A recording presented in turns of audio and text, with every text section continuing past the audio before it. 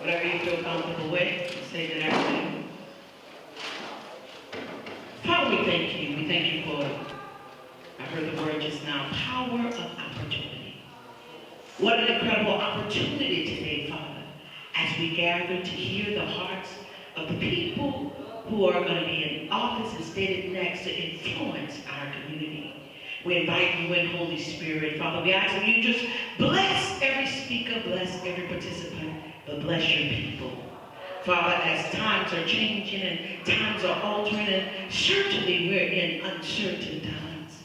But one thing we know, that you never change. You're always the same, and you are certain. So I pray today as they come forth, sharing their hearts, sharing their minds, but authentically as possible, sharing their hearts for the community. Let them be able to do it with the spirit of confidence and in bravery, being unashamed. And we thank you for this moment, this time, for what you have called. And we say again, thank you. In Jesus' name we pray. Amen.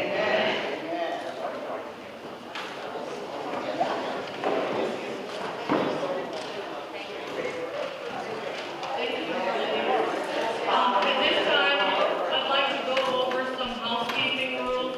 First off, I'm Susanna Johnson Malbrough, a member of Women of Wisdom.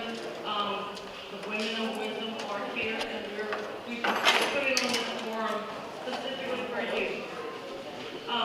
Enter through the double door to the right, my left. The bathrooms are outside the double doors to the right. Turn off your cell phone or at least keep it on mute. And there will be time for questions at the end of the forum. Our timekeeper is Ms. Emily Duyon, so she'll be keeping track of you guys, and also she has a card for you as well. So I'd like to introduce our moderator this time, Lisa Thomas. She is an attorney. She actually handles bankruptcies here in the city of Lafayette. Lisa, I'll turn it over to you.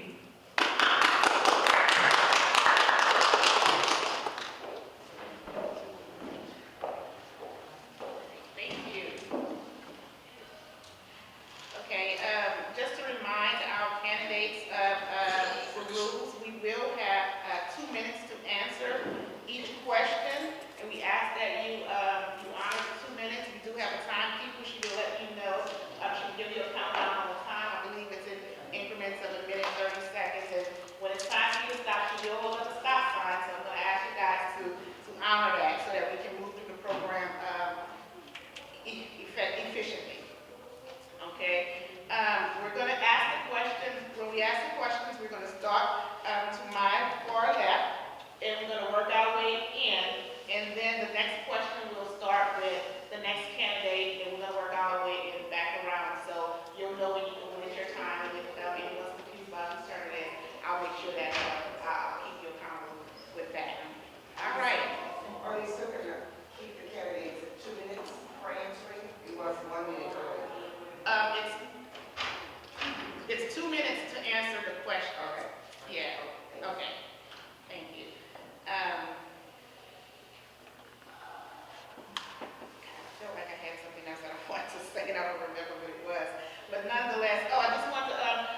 The other thing I want to let you guys know is that the candidates who are up here are running for District B seat judge and District D as in dog seat judge. I'm sorry I used that. But nonetheless, District D are the candidates to my far left, which is Ms. Dwazindra Smith, Ms. Amanda Martin, and Mr. Roy Colbert. And for District B, Ms. Shatisha Flugans is absent. She had another engagement. But we have with us today Mr. Travis Broussard and Ms. Valerie Garrett. So,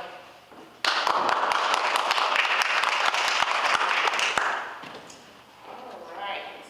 So we'll get started with our first question.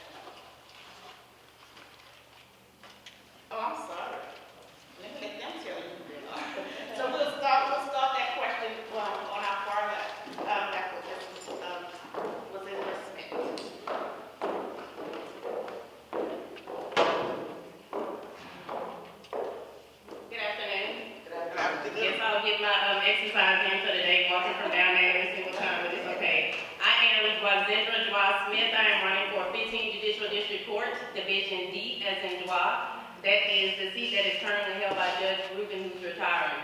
Just a little bit about me. I am originally from Shreveport, Louisiana. Born and raised in Shreveport, went to high school, college, all of that.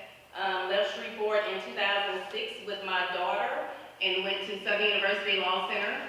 Was very active in the Law Center, did a lot, moot court, SBA president my last year, journal, all of that. And then upon graduating, I moved here in 2009. Been here ever since 2009, so 11 years. When I first got here, I worked at this law firm called Davidson Moe Insurance Defense. And then after that, went to where I am now, Duran Hawthorne. So I've done some of everything, insurance defense, criminal law, family law, personal injury, everything that seat will encompass. So I am number 77 on your ballot, asking for your prayers, your thoughts, and your vote during early voting, October 16th through the 27th, and then also on election day, November the 3rd. Thank you so much.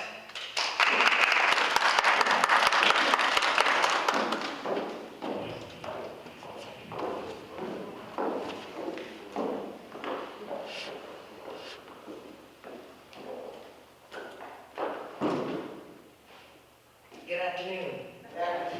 I'm the shortest candidate, as you can see. My name is Amanda Martin. I am running for District Judge, Division D.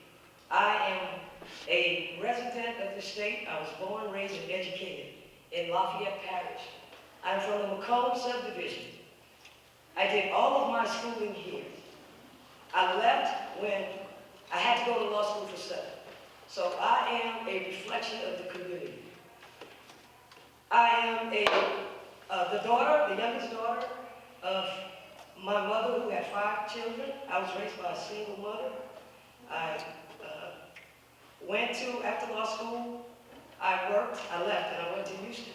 I did corporate law for Shell Oil Company.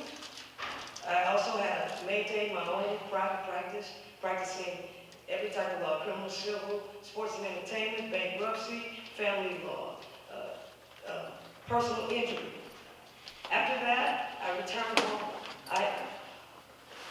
It stopped there? Okay, sorry. Thank you.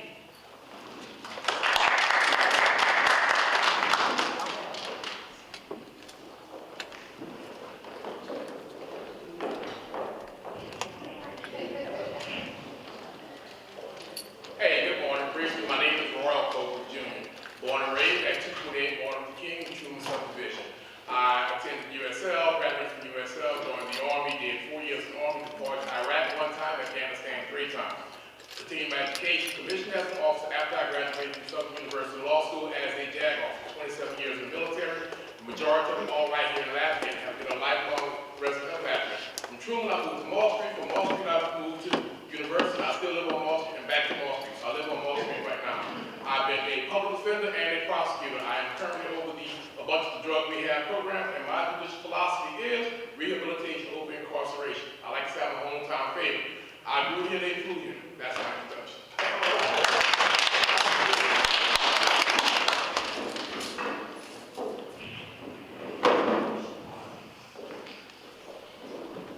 Hello, everybody. I'm Travis Broussard. I was born down the street in Opelousas, Louisiana, where I was raised a devout Catholic, an altar boy. I was raised family-oriented, to care for others, to respect others, to always be honest. I went to public school in Opelousas. Thereafter, I went to LSU for undergrad. Then I went to Southern University for law school, where I graduated in the top 10% of my class. Not only have I been a lawyer here in Lafayette for approximately 10 years, I've also been a law professor. I'm also a city attorney. I handle every single legal affair for the city of Opelousas, and I've done so with honor for the past 4 years. I'm a candidate to be your judge because I think we need a new and exciting vision. I think we need someone with a heart for service, and I think we need somebody that's passionate and ready to go to work with anybody and everybody, and that's why I'm here. I'm the youngest person in the race. I'll be our youngest judge. I'm 35 years old. I'll be 36 when I take office on January 1st. Thank you so much.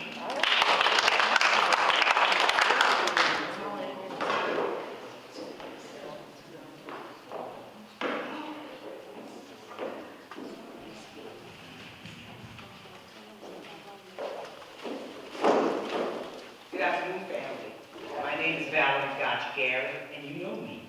My office is down the street in what we call Wine Alley. I grew up in the Macomb State area. I went from Macomb to Beasley, and we're very proud of that. Went to Immaculate Heart of Mary School, also went to public school. Family is my orientation. Holy Rosary was my development. We are who we say we are, and who we appear to be when we appear in the community. I have done that all of my life.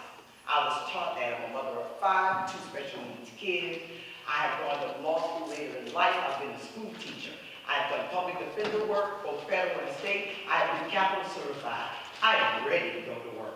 New visions, new experiences, but I've always had a passion for this community. And I have worked effectively in this community at all levels. So please consider me and know that I will be your most experienced judge on January 1st. Vote Valerie Gotch-Garrett, number 74.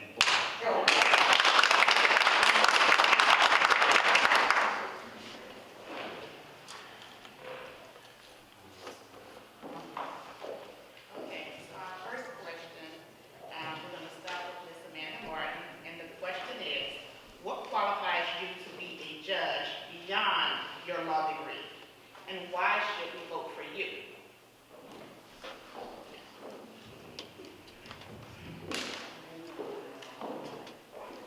I think I was slighted on time before, but this is a great question. The question says that I am qualified beyond my degree because I have endured the struggles of what my community stands for. I have been raised here, and I have experienced the social injustice and the racial profiling, and I want to do better for my community, for the kids that come up behind me. I have worked in all types of law with all types of kids, and I agree in my heart that we need a new day. This is a new time, a new season. We need to be able to make change in this community and have hope for our kids. And I, Amanda Martin, number 76 on the ballot, I am invested to making that change for the betterment of our community. Thank you.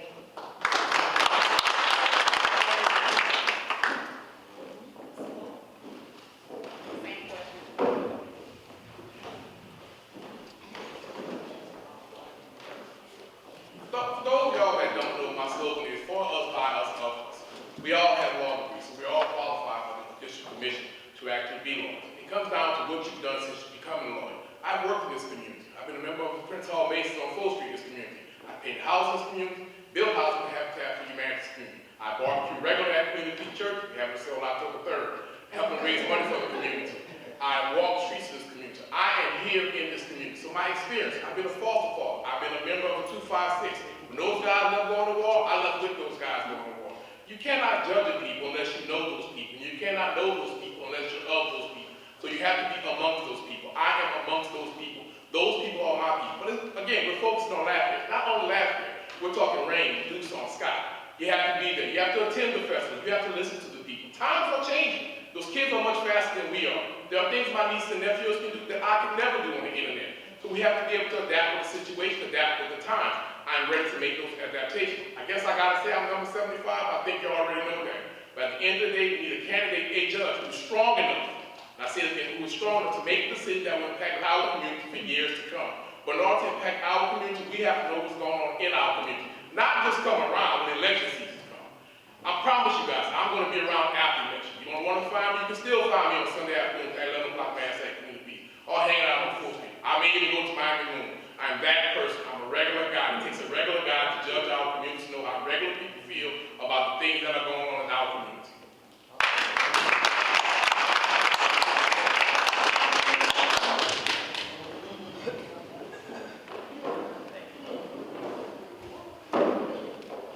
I'm qualified to be our judge because I understand the responsibility is bigger than me.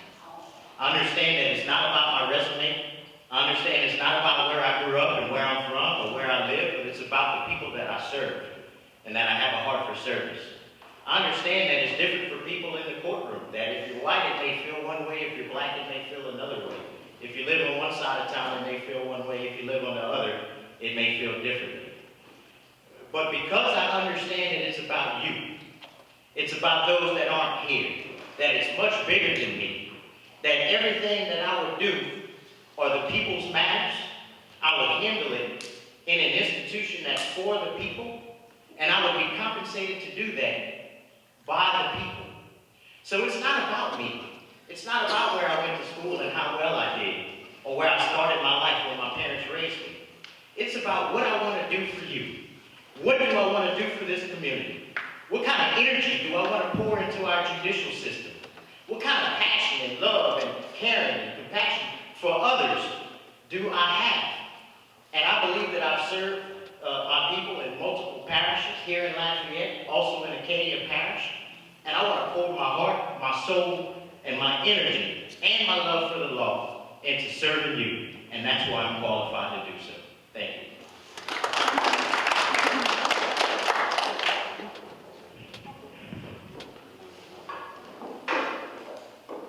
Well, I disagree. I think it is important to know where you come from. I think it is important to know who you serve. I think it is important to be a unifier. I think it is important to know the lowest and the highest of us. I think it is important to know the Rachel's tension. I think it is important to serve the community. I think it is important to walk the streets of the community. I think it is important to know where I was yesterday, tomorrow, and live in the community. Now, don't get me wrong. You can live in the community, you can work in the community, and you can travel to the other side of town as well. You can travel to the parishes, as I've done. I've always rolled up my sleeves and got to work. When you raise 5 children, especially 2 special needs children, you have to be everywhere. You have to be to football games, you have to be to soccer games, you have to be to schools, you have to understand. I've advocated for the youth in this community my entire career. Even before I became a lawyer, I was a teacher, I was a catechism teacher, I have served. I have a certain heart.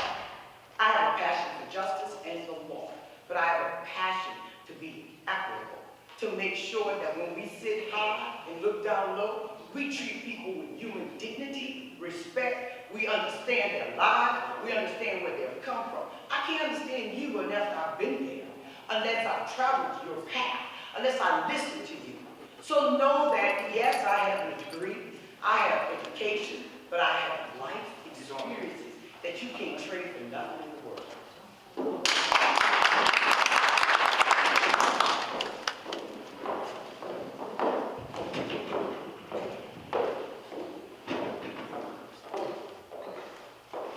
And of course, I disagree with you have to be from a place in order to serve a place.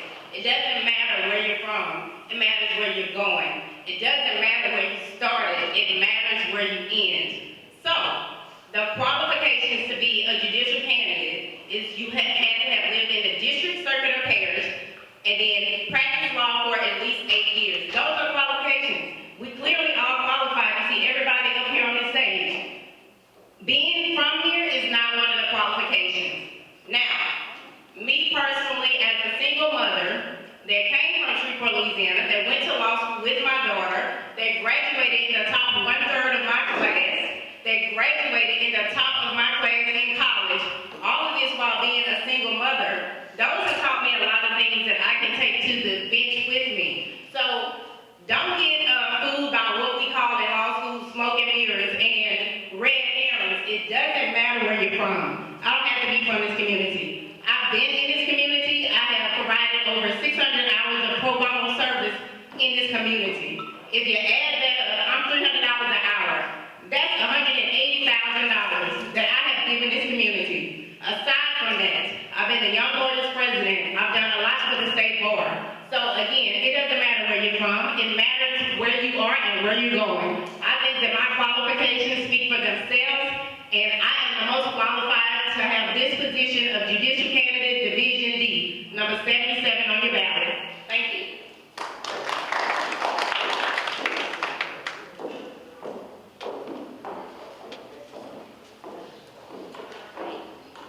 So, our next question to the candidates is, what is the most significant challenges facing our district courts And how can that challenge be addressed? So we're going to start with Mr. Copeland.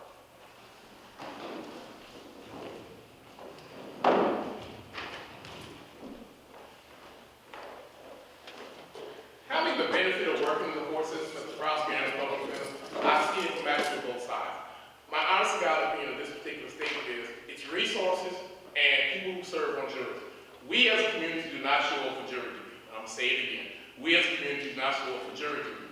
My solution to that is actually increase the jury duty fee that people are actually paid. If you're working at McDonald's or Cracker Barrel or at Circle K and you can't afford to miss that $50 a day to go sit on jury duty that they're actually paid, that small amount will impact your check.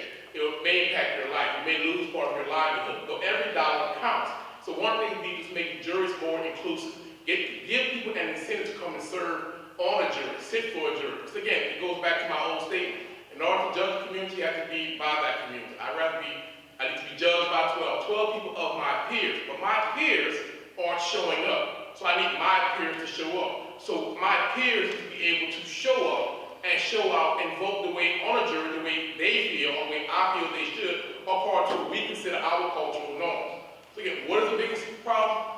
Judges can only do so much. We interpret the law. We follow the law. The laws aren't acted in Baton Rouge. They come to the judge and we interpret the law. But then we have a system in the United States of America of people who serve on juries to let everybody know what we think should be the community norms. Again, it is our community. It has to be the community norms. If those people don't show up, then people on Martin Luther King are being judged by people on Camellia Boulevard. That's two totally different communities. So again, the biggest problem, jury duty.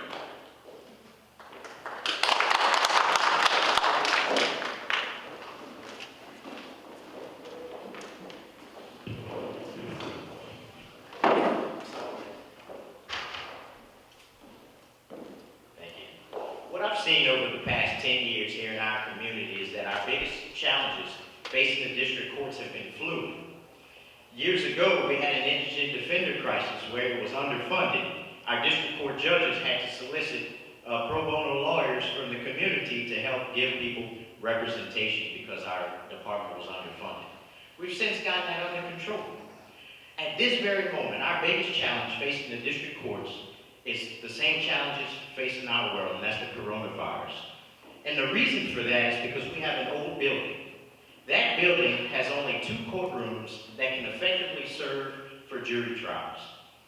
People are having to wait outside for jury duty for voir dire in tents in the heat because our building is too old, because we can't have jury trials. And the problem is that effective January 1st, the legislature has just passed a provision that's going to increase the amount of jury trials that we have in our courts.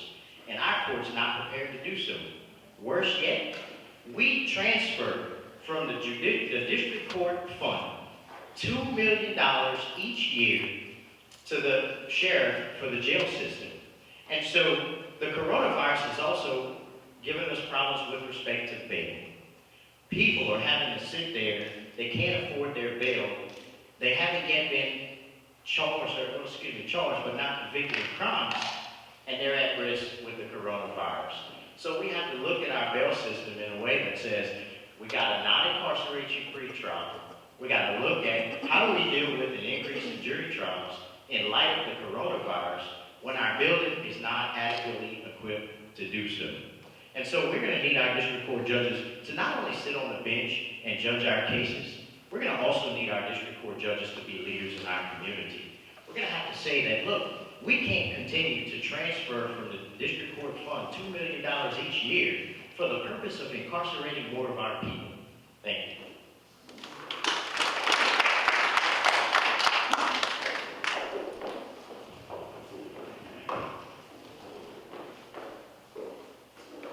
If you ever have done public defender work in this community, it has always been underfunded. For the better part of my career, I have served as a public defender, both at the federal and state level.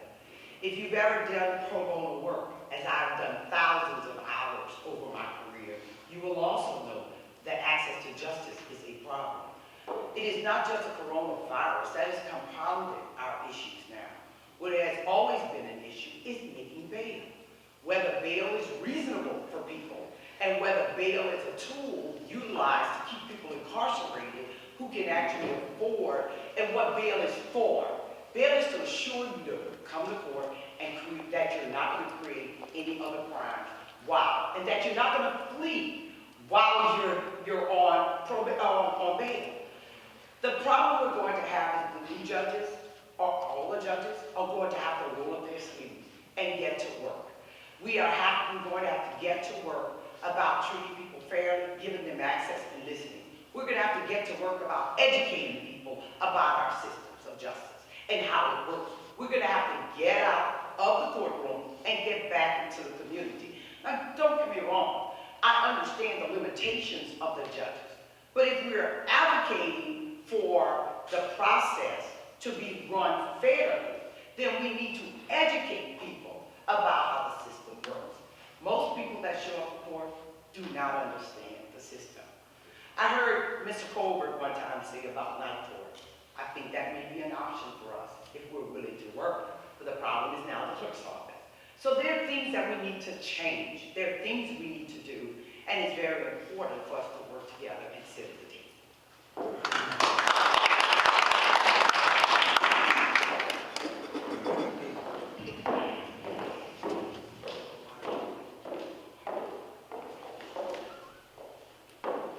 I think one of the biggest challenges that our judiciary faces is efficiency of the court and effectiveness.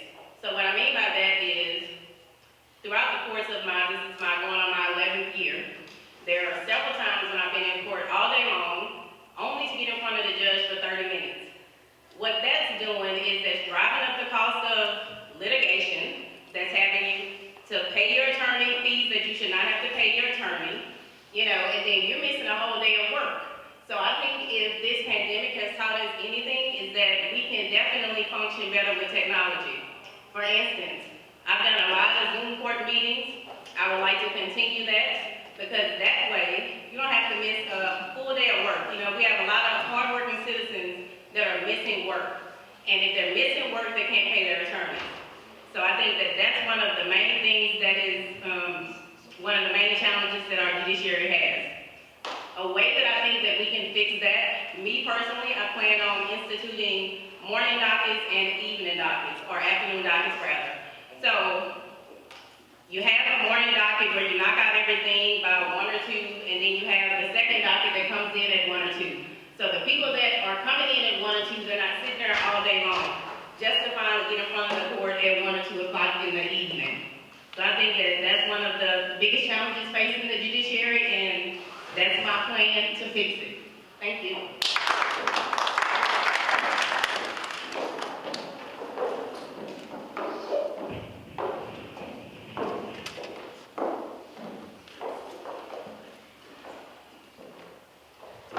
The biggest challenges I see in the courtrooms today is there are 3 C's that are missing. There's commitment, there's consistency, lacking commitment, and compassion in the courtrooms. We have courtrooms that, we have 3 parishes, Lafayette, Vermilion, and Acadian. In these parishes, no court runs their court the same way. We have different forms for each court. We have different programs for each court. We have different courts that don't have the same, the judges weren't there. Some judges they start court at 8:30 and they get there at 10 or 11 or 1. They may stay for an hour and then they leave. So your dockets keep flowing backwards and long. You have the public defender's office that's always been overburdened without the resources that the DA's office has. So when you have all these type of cases, and the cases get continued day after day after day, dockets just get flowing. So we need to be more efficient in running our dockets. Judges, we need to be committed to doing our job, to serving the community by being present. We need to also know that what happens in one parish should happen in another parish, because what we do is we take the people that are in court and we we give them disadvantages and advantages in what actually is. Also, another thing is, I've been on both sides because I've worked in the AG's office and also the public defender's office. We don't see the impartiality. DAs are in the judge's face having ex parte hearings. So we need to change and have a fair and equal system for everybody. Thank you.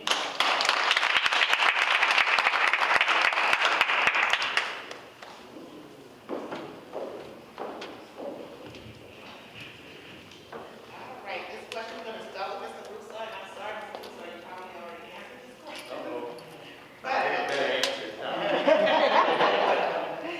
So it's, with our current climate of coronavirus, how will you make the rhythm of the court more accessible while keeping the patrons of the court safe?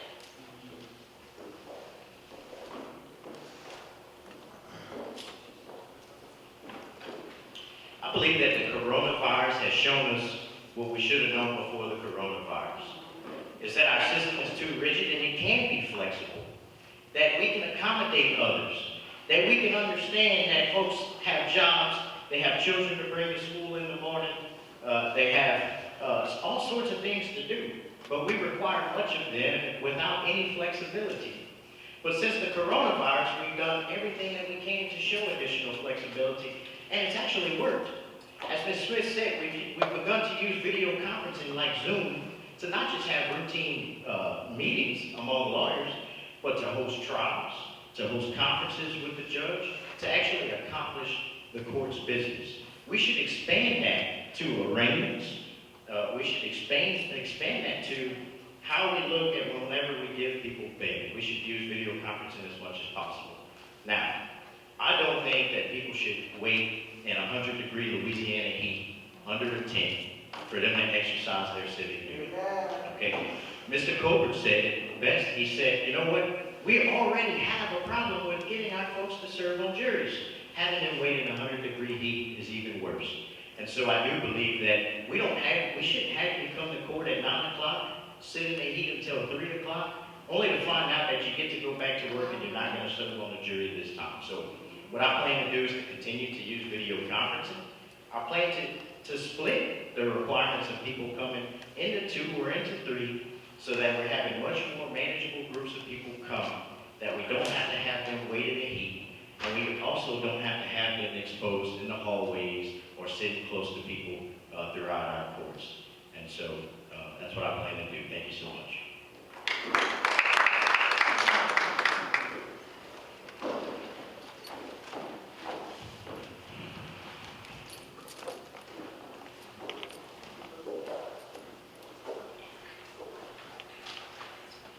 One thing, the mask is definitely an issue at times. But with the coronavirus, I think everybody's pretty consistent about what's going on with the tent and having to sit there and wait. But I think what's also happening is, it seems that we share a lot of commonality up here, because one of the problems is consistency in the courts, starting court on time. When the judges get there on time and administer their courtrooms, then they can administer the movement of the people at the courthouse. If you're going to make people sit there for 2 hours, but you're not going to take the bench for an hour or 3 hours, it's problematic. If you have people show up at 8:30 and there's nothing for them to do, or there's no plan of action as to movement of those people, that's a problem. What you do is intensify their anger, their frustration, and they're already in a downtrodden situation when they come to the court. The same would be the jury. There are long lines. There are long lines. How do you fix all that? Everybody's got to work together and be consistent. We are isolated in how we administer our courtrooms because each judge administers their courtroom individually. And it is correct that we go from courtroom to courtroom, from parish to parish, and they are not consistent in how we administer the courtrooms. The other problem we find with the coronavirus is it's going to create a backlog. It's going to create a backlog, not so much of people in jail, but it's going to create a backlog for those who have serious offenses that are in jail. And if you do those cases, those people sit longer and longer awaiting for their turn. It's a little bit difficult to do trials by Zoom if it's criminal trials and the due process and right to confront. However, Zoom is a good process. We should use it more and employ it more. But Corona is going to change the way we do business.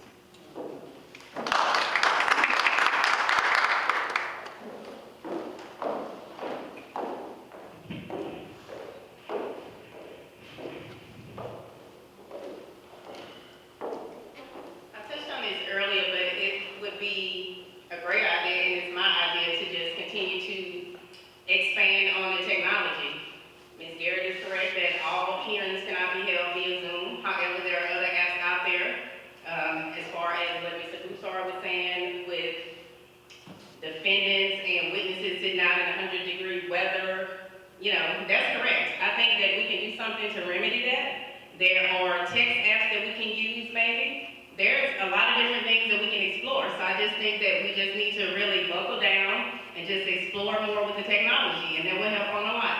As far as cases where we can't do Zoom, there will be times that we will have to do in-person trials or whatever, we'll handle that as it comes. It's not like it was last year, we have a courtroom full of people. So there are means where we can social distance and do trials safely. But as far as the bigger question, I think just the expansion of technology, that would remedy that.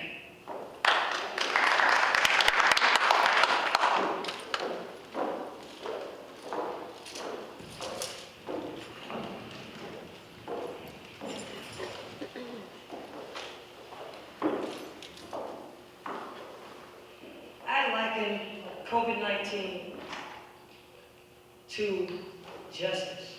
COVID-19, when it came about, this unprecedented thing that happened, this unthinkable, unimaginable thing that no one could think that would ever appear, it didn't have any discrimination. And our justice system shouldn't have any discrimination. We should find ways to make more effective dockets. We should have time schedules where people can come. We need everybody to work together, whether it's the defense, whether it's the plaintiffs, the prosecutors. All the lawyers need to work together with the judges to create dockets that will move in a timely manner at certain times on certain days. We have people who are sitting in jail. It may not even be a serious offense, but they need to be extradited. They can't make bond, but they're sitting in jail with no court dates. We had other things like the hurricane that messed up things. So COVID, we have to prepare for disaster. We have to prepare for the unknown. So we have to run things in a more effective way. We all have to work together with the community to make things more efficient. You can have the Zoom conferences, but you can set up courtrooms. I've seen where they set up courtrooms where it's safe for the judges, but it's not safe for the people. They're behind glasses, but all the people, all the defendants are just put in a courtroom. Well, set up something that's safe. Only allow a certain amount of people in the court at the same time. And if they have a time period, they won't have to sit under a tent. Thank you.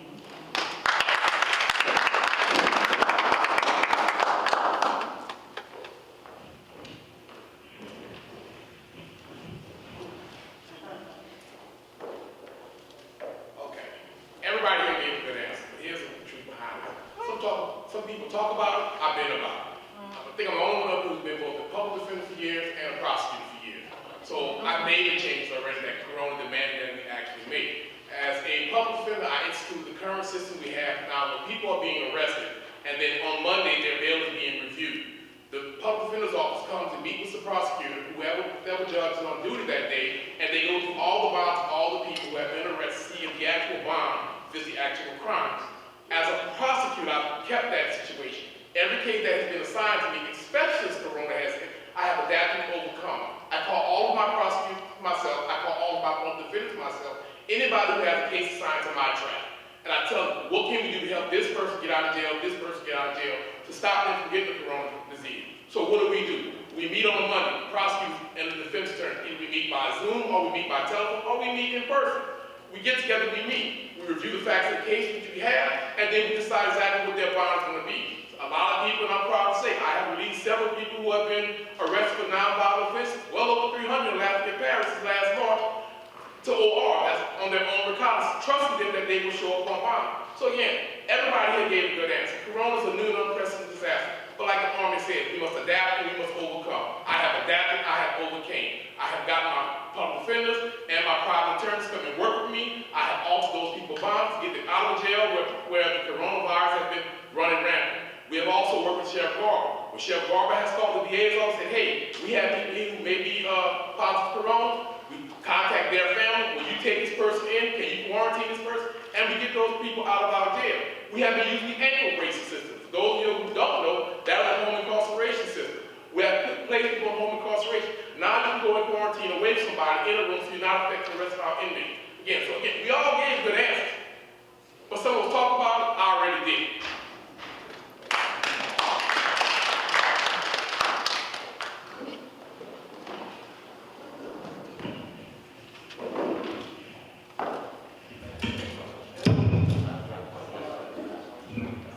Ready, you can get off of that.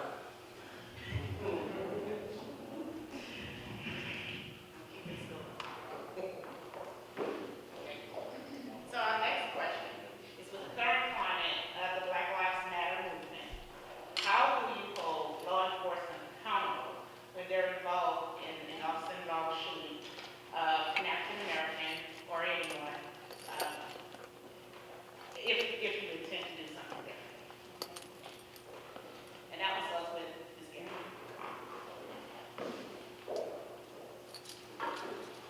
Well, as a judicial candidate, we're limited to discuss what's going on out there or even to participate what's going on in our community.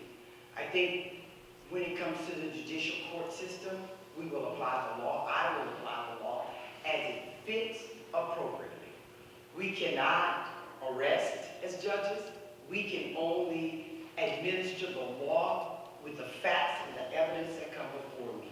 I can assure you, I have no problem taking a stand as it relates to the law and the facts and the circumstances.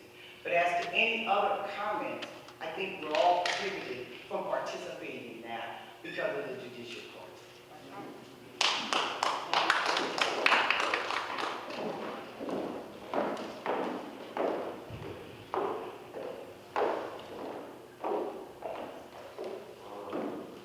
I think Ms. Garrett gave a beautiful answer.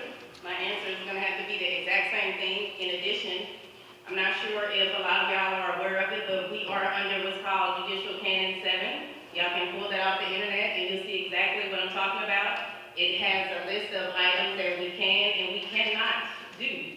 So because of that, we are prohibited from answering a lot of questions. It's not that we don't want to. I'm a rules person, so I'm always going to follow the rules. I don't know about anybody else, but as far as that's concerned, we can't answer that question. And another thing, as far as the judicial canons are concerned as well, we cannot make legislation. We can't legislate from the bench. What we have to do is look at the case that's in front of us, the evidence we have, and decide the case on a case-by-case basis, based on the merits of the case. Thank you.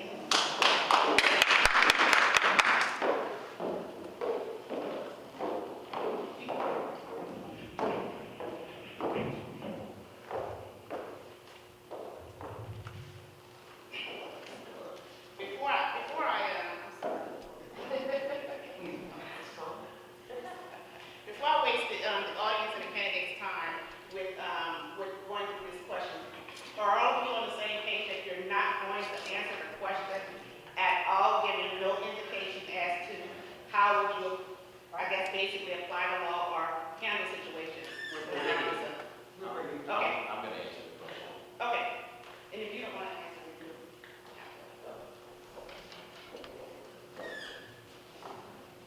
As I said earlier, we can't say our opinion of how we would handle that matter. But as a judge, I can assure you that I will do what a judge is obligated to do. If a case that contains a matter as such come before the court, like any other case, I will listen to all sides.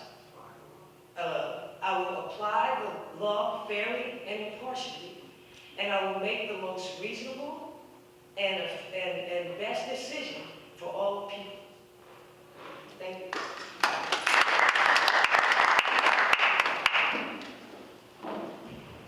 I don't need to go up there, Lisa. Only to tell you, I'm going to say exactly what Ms. Morgan said.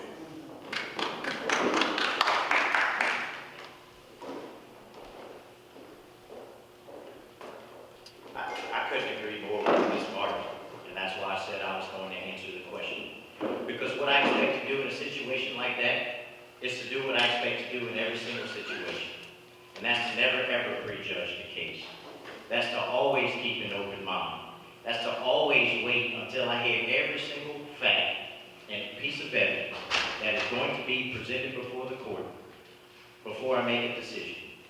And when I do make that decision, it will always be deliberate. It will always be well-reasoned. I will never, ever shoot from my hip when I have someone's life in my hands, when I have someone's family in my hands, or when I have somebody's future in my hands. And so I'm going to hold everyone to the same standard. I'm going to hold myself to the same standard in every single case.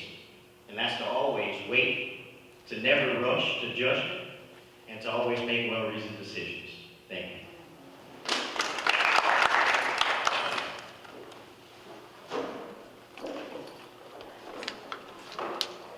So our next question, I believe we're back to the floor. Left.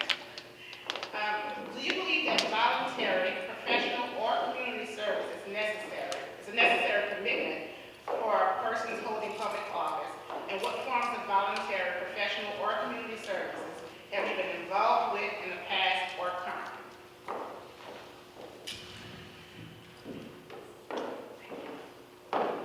I would say that it's absolutely necessary because not only as an attorney, you know, there's more to just being an attorney, I feel.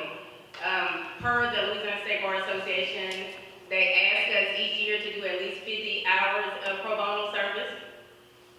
Every year I do way more than 50. I've done, from my count, well over 600 hours of pro bono service throughout the course of my career. So throughout 11 years, I've done over 600 hours. I've gotten all kind of awards and recognition for that. I don't do it for awards and recognition, but just to let y'all know the rest that comes along with it. So I think it's definitely necessary to give back to the community, you know, that you're in and the community that you're serving. So absolutely. Thank you.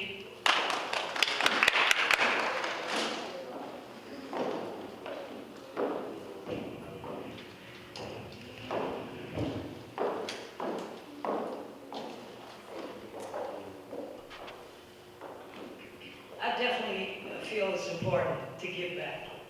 Community service should be necessary. It should be something you want to do. Because when you serve the community, you want to be a part of the community. I can't even count the hours of pro bono service that I practiced over 30 years. And when Pookie calls and say I got arrested, but I don't have any money, and then it goes on to my mama need this, my cousin need this, they say, we don't have any money.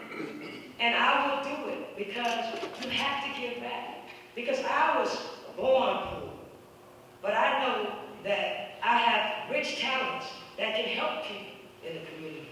So I sponsor softball teams, baseball teams, school supplies, school tuition, work with veterans, sponsored golf tournaments, I've worked with the elderly, I've judged moot court competitions. It's so vast, but what I do know that is I'm blessed every day because I give every day. Thank you.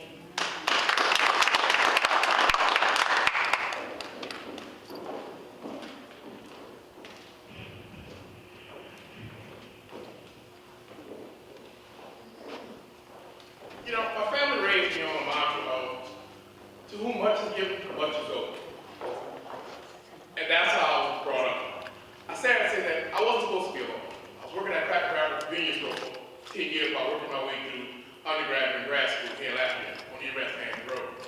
But I had people come in when I was working that night, 11 at night, 7 o'clock in the morning, to take care of me. Again, I don't know if he's still here, but I'm going to say Chief Reginald Thomas. Reginald was a regular beat cop back then. But he would come to check on me when I was working late at night. He gave me something. He gave me protection while I was studying. And if I was falling at the register, he helped me get up. So, what have I done since I've been here? Again, Lafayette is my home. I've always been in the Lafayette community. Alpha Phi Fraternity Incorporated. Go to high school, go to college. I've been a member of the NAACP for years. Not just this year, but years in the past. I took a lifetime member. Prince Hall Macy's. We sponsor kids. We sponsor a Easter basket drive all the time. I participate when I tell people go to community service. I go pick up paper. My mama say I put hands on. I don't want nobody doing something or telling somebody to do something I wouldn't do myself. I sponsor several kids. I've been a foster parent here in Lafayette, Louisiana, for 4 different foster children. I work with the veterans. Right now, I am the liaison. I repeat, the liaison between the Army, Air Force, Navy, and Marines to the district attorney's office. So what does that mean? Kids want to go to the Army, they got in a little trouble, they come see me. If it's a minor felony or something we can get rid of, we get rid of them, let those kids go on and make a better future. I have 3 kids right now who are at West Point getting their degrees because we helped them get out of trouble and into a future. What have I done? I barbecue at Community Church. I'm an usher there, and I'm proud of that. I made my first communion there, I was baptized there, got married there, divorced there, the whole 9 yards. So this is my home, this is what I do. So yeah, I think we have to get back. But that getting back inside helps us know who we're dealing with. I think I'm the only ADA up there, the only lawyer up there who can say that when somebody's child got in trouble, their child was in trouble and accused of being attempted murder, they didn't call the police. They called me to go pick up that child. And I got fired for doing it rehire. But that's the type of things that we do. Thank you.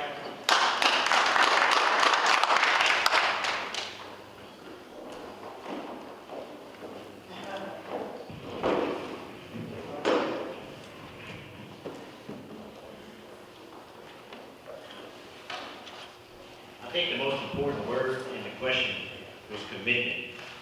Because I think we all agree that community service is important, especially for everybody, but especially for a position of service. But it's important that it be a dedication to the service. It's important that the service be compassionate. It's important that the service is bigger than the person. Because what you want in community service when you see someone serving is that you can look straight through them and you can see their heart. You can see without hearing how many hours they have or how many different things they've done. You can look in their eyes, you can see through their sweat, and sometimes their tears, that they care, that they're compassionate, that it's genuine, that they're not doing it to brag to others, they're not doing it to win a position, they're not doing it for people to think something of them. They're doing it for what's in their heart. They're doing it for something that's between them and what they believe in a higher power. That's what I do in my service. I do it for what's in my heart. I do it as a relationship between what God and I believe in. And so, when I'm doing that, what are the things that I do? Well, number one is I coach youth baseball, and we won the championship. And in doing so, I'm not only showing them sports, but I'm showing them that you can be a professional and you can be dedicated to others. I volunteer on Monday nights regularly at the Hub on St. Antoine that assists the underserved and the homeless of our community. We don't just give them a plate of food. We do organized activities with them. We sit down with them and we show them that we care. In Rain, Louisiana, every single month, I volunteer at Abundant Life Church at the Second Harvest Food Drive. It serves anywhere from 400 to 700 every single time that it happens. And it's done in the heat, but we all do it because we care. I've been on the Lafayette Education, the board of directors of the Lafayette Education Foundation for the past 3 years. I've been in and out of public schools in Lafayette Parish for the past 3 years, and it's because I'm dedicated to serving others. Thank you.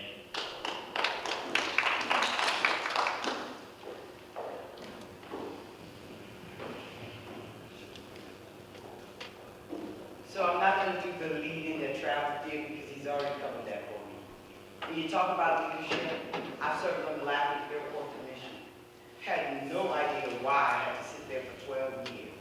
Only for such a time as to lead the airport and chair it, doing at times the first African-American female to chair it through the new development of the airport, Lafayette Regional Airport that we are having now built. To challenge it through the DBE program, that we now have more DBEs than we ever had in the Lafayette Parish and the surrounding areas. To challenge it through the breakthroughs that we had to do of tearing down the facility and going to Washington and arguing for the facility to be torn down, to getting the public involved in the development of the Lafayette Airport, and to agree to tax themselves in order to build and utilize the funds, which is the first time that's ever been done. Dedication and commitment, that is one of the biggest things that will last your entire lifetime, and mine as well. My grandchildren will go through that airport. My great-grandchildren will go through that airport. But what does that say? It says commitment.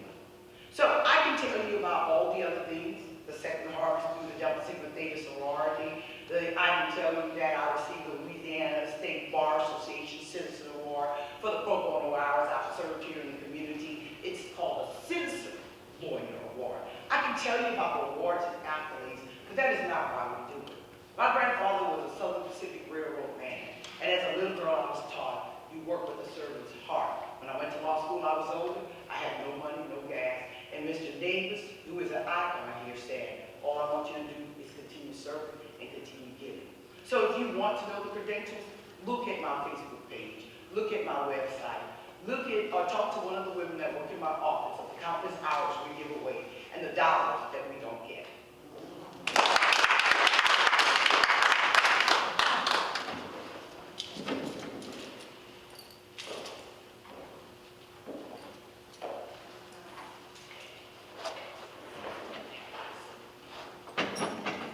Okay, the next question is, what reforms do you support to increase access to justice for all, if any, and will you fight for them?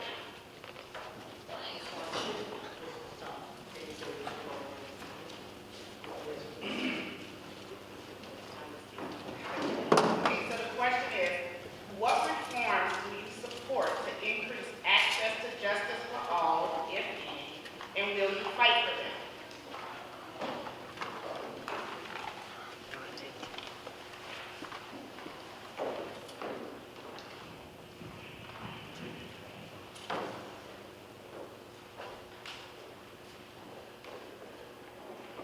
One of the biggest reforms I would fight for is to decrease mass incarceration. That has always been a problem. I grew up my mother grew up in segregation, I grew up in immigration. And now, mass incarceration is another form of slavery. It's where people are put in prisons with no hope. They are lose contact with their loved ones. So I would put in programs where we could decrease the incarceration for certain types of crimes. It's not like letting people out when they did wrong, because I would give the proper punishment. But I would put programs in. Like I was saying before, there's no consistency in programs. Some places when your child is put in an institution, in jail, your child may not be able to take certain classes or courses, learn how to get back into society. It's not rehabilitation now. It's just a place of control where your child is taught. Has nothing to do just being just there, non-existent. So I also want to clarify that Mr. Copeland said earlier that he was like the only ADA. No, I was an assistant attorney general, and people came to me and say, what do we do with these cases? And as far as another thing, the bail, that's something that the public defender had after Mr. Copeland left. But what's important is that we decrease mass incarceration. Thank you.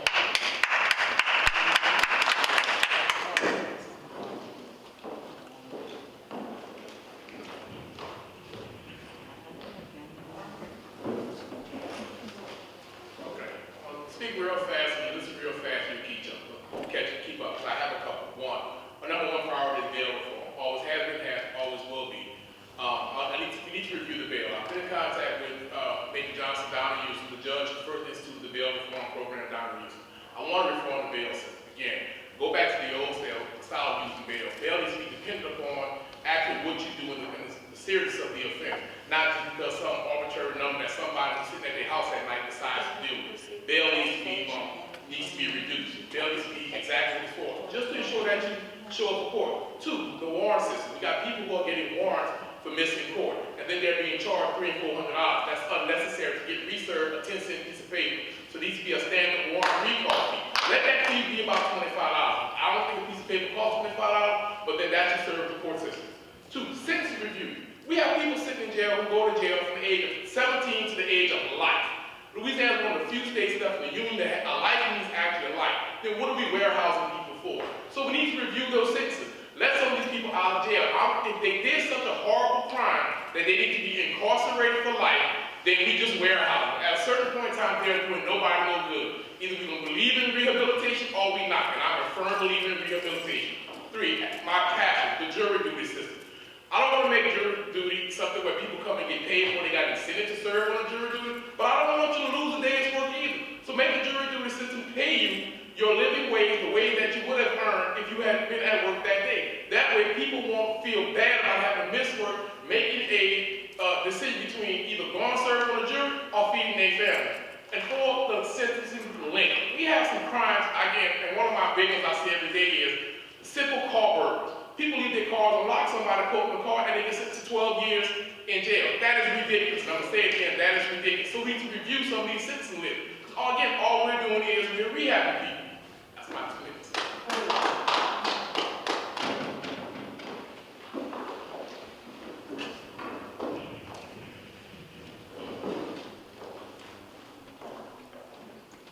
First, I believe in bail reform. And there are states in our country that have already done so, and they're ensuring as much as 98% attendance rate, like New Jersey and Alabama is working on bail reform. No one should have to sit in jail pre-trial, pre-adjudication, because they cannot afford to bail out of jail. Because when they're in jail pre-trial, because they can't afford to bail out, they have less access to their attorney, less access to prepare their defense. Sometimes they're shipped out of the parish. They may be somewhere in North Louisiana. They may be somewhere in Orleans Parish. And a lot of times they have indigent defense. And that indigent defender's not driving to Orleans Parish or to North Louisiana. And those incarceration places are not bringing the offender here for them to plan their defense. So we need bail reform, and we need it fast. We also need reform with respect to what's called nationally as check-the-box reform for felon rights, where on applications you have to check the box and identify that you're a convicted felon, which makes it more difficult for you to get a job. Because, you know, we stand here and we preach rehabilitation, but we don't hold up our part on the back end. When our folks do undergo the process of rehabilitation and they pick themselves up, we're not helping them when they do that in terms of finding jobs and the like, and we need to do better than that. We need to quit holding them down on finding positions. And then finally, it's reform with respect to jury selection. Our juries are supposed to be representative of the people that they're adjudicating. And here in Louisiana, they're not. They're not. I have significant experience with jury trials, and I can tell you that very few minorities ever make it onto juries. If you get 1, maybe 2 max on a 9 or 12 or 6-person jury. So we have to do better than that. We have to ensure more minority representation on juries. We have to reform our bail system. And we have to do better when people do, in fact, rehabilitate themselves and reinserting them back into our community. Thank you.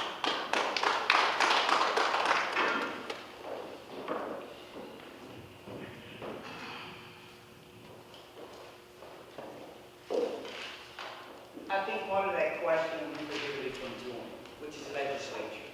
But I do believe, which would be the check the box, but I do believe that bail reform is important, and we can exercise our ability as judges to make sure that the bail is being set fair.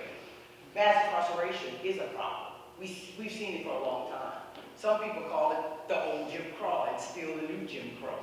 Mass incarceration is an issue that judges can be creative on the bench when cases and sentences come before them, when they are allowed to be so. If prosecutors and defense attorneys trust judges, then they'll trust them to make decisions about the sentencing package. We have to look at specialty courts, VA courts. We have people who have served our country. My son serves now. But people who served our country came back with PTSD. That's a problem. We don't make the adjustments for those people after serving their country. We have issues with drug court.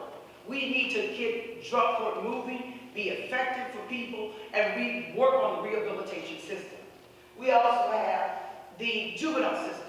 Most of the juveniles right now are angry and scared, and they don't trust us. We have to be more effective in how we handle our juvenile system. Having a juvenile, the mind is not ready to receive what the body has done.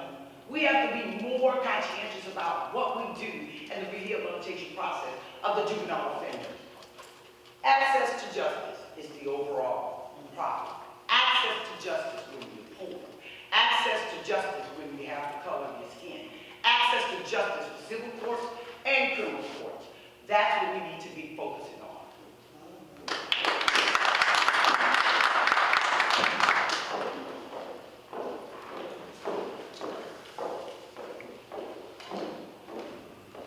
I think that everybody gave a beautiful answer.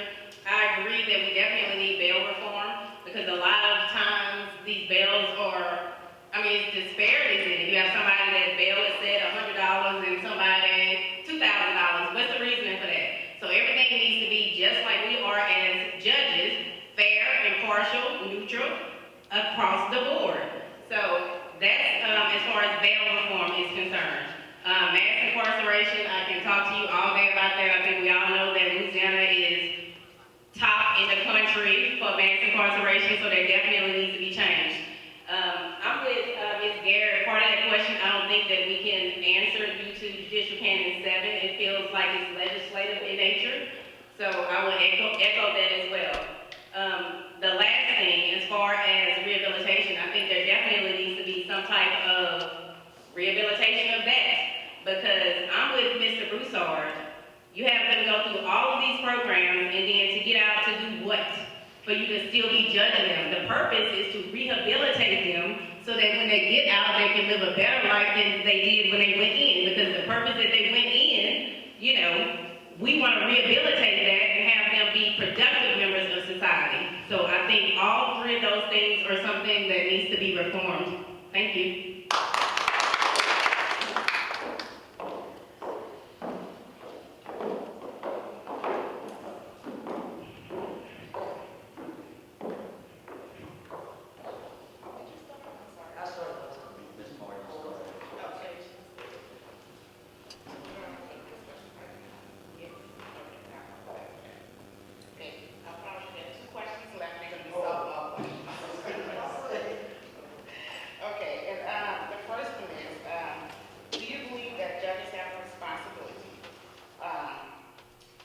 to improve public understanding of how the judicial system works, and if so, how do we carry out that task?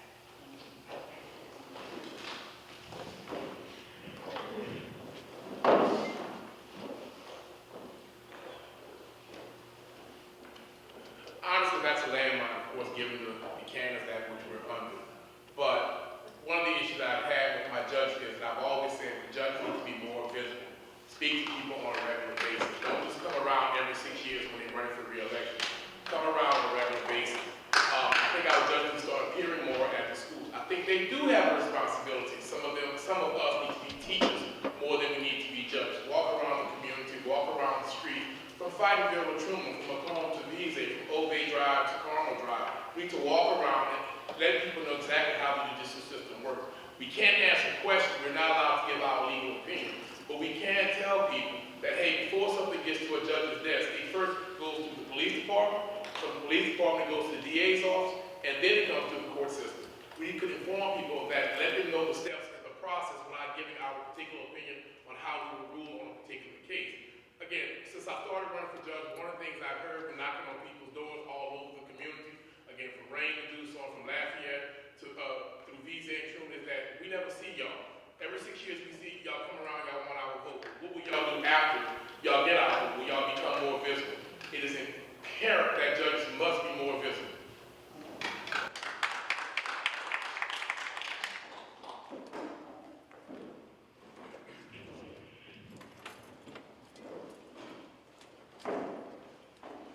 Because judges in Louisiana are the elected leaders of our judicial system, I believe they have an incredible responsibility to explain to our community how that system works. That's why we put them there, so that they can lead our courts in whatever way we need to be led. If we don't understand how that system works, then that's certainly the way we need to be led, because everybody should understand how to vindicate their rights. Whether it's in the criminal setting or whether it's in the civil setting, everyone should understand how that institution works. Now, what I have told every single person whose door I've knocked on, whether it's been in Rain, Louisiana or Lafayette, Louisiana, is that I believe it's incredibly important that, especially our young people, but everybody, understand and see and hear from a judge, not for the first time in the courtroom, but for the first time in places of familiarity for them. So I have pledged to go at least once a month to a different school, which takes me over 70 schools over a 6-year term. I have pledged to go to community recreational centers and the like, just to be with people, just to meet them, just to show that our judges can be our neutral leaders, but they can also be somebody we have a beer with after 5. They can be relatable, they can be compassionate, they could be regular members where we worship, just like we are. And so I think it is important for us to convey that message in schools, in recreational centers, and all other places of familiarity, and not just the court. And that's exactly what I will do. If anybody has a question, I'm always happy to answer it. But I will continue to be in schools, not just as a member of the Lafayette Education Foundation, but as our judge. Thank you.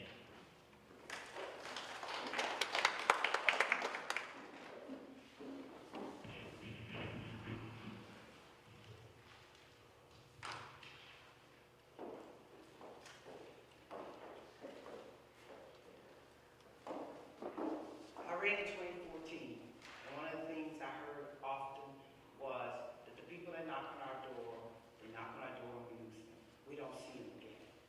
Of course, the judges have a certain level of responsibility about communication. However, in the times I walk now, as the times I continue to walk and be in the neighborhood, it's a constant question about, will I see you later? Will I see you after you become judge? I've seen you before you became judge, but will I see you later? And my response is, call me. If you have a program you need me to talk to someone about, if you have juvenile classes that need to be given, because I've already spent, my oldest is 36, I've already spent 36 years in the school system, not to mention as a teacher. But juveniles, we get calls all the time when juveniles are being expunged. I show up.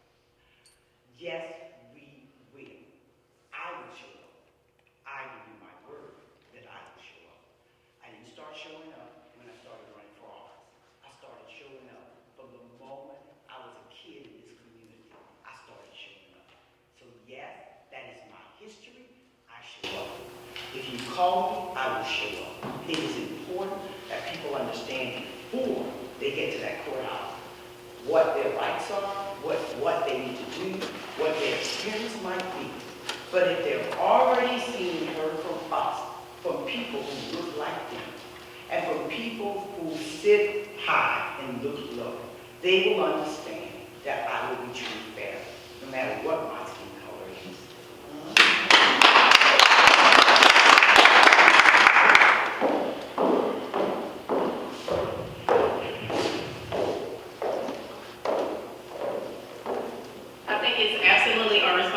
To educate the public on the role of a judge.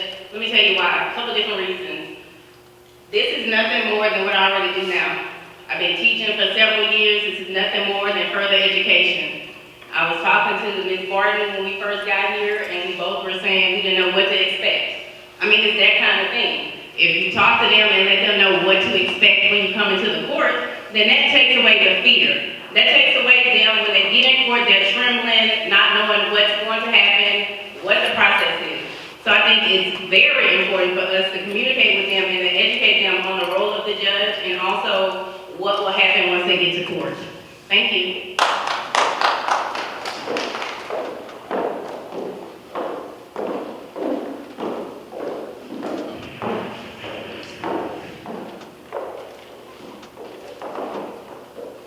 I also think it's important to educate the community on what you do.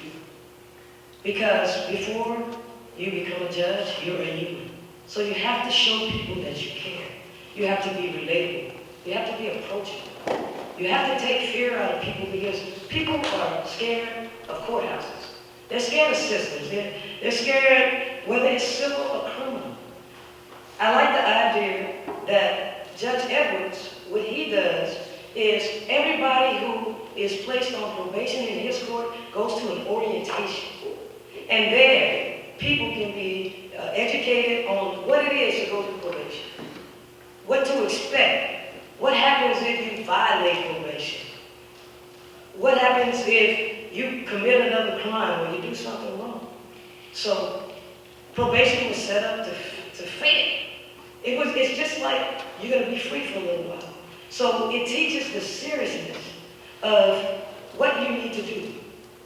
So I care about people. I have educated people from a little girl from tutoring them from school. And so we have to realize and make sure we let the community know that being a judge is a title, is a profession. It doesn't take away the humanistic qualities of the person. And you have to care about what people know so that they can become better people. So as I go and canvas, I tell people, I want to talk to you. I want to be visible. I want to be open. I want to be approachable. Because you are a reflection of me. I go out not to just tell my story, I want to hear your story. So because I care, I want to go out in the community and let them know the role of the judge. Thank you.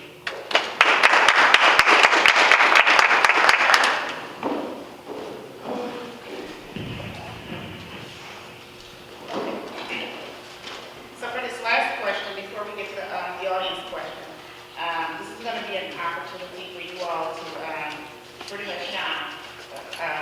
So the question is, what has been your greatest accomplishment in your legal career or in your personal life, or if you want to share both of them with us? We'll start. All right, thank you.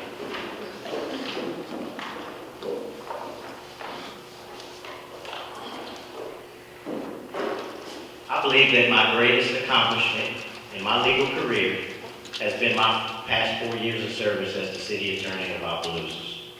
And it's simple why I feel that way.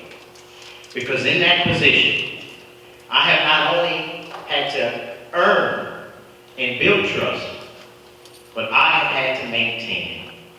I've had to not only maintain the trust of the administration, but more importantly, I've had to maintain the trust of the constituents. They have had to believe that when I open my mouth, that not only are those things true, not only are they accurate, but that I say what I mean what I say, and I always follow through.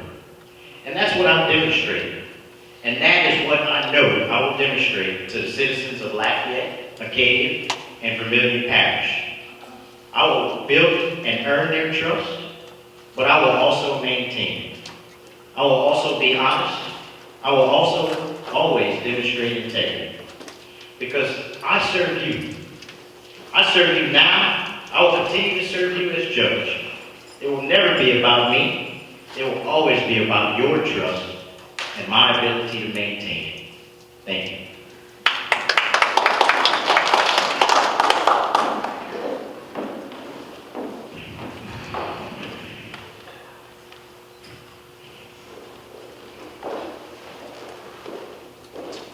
A passion for justice.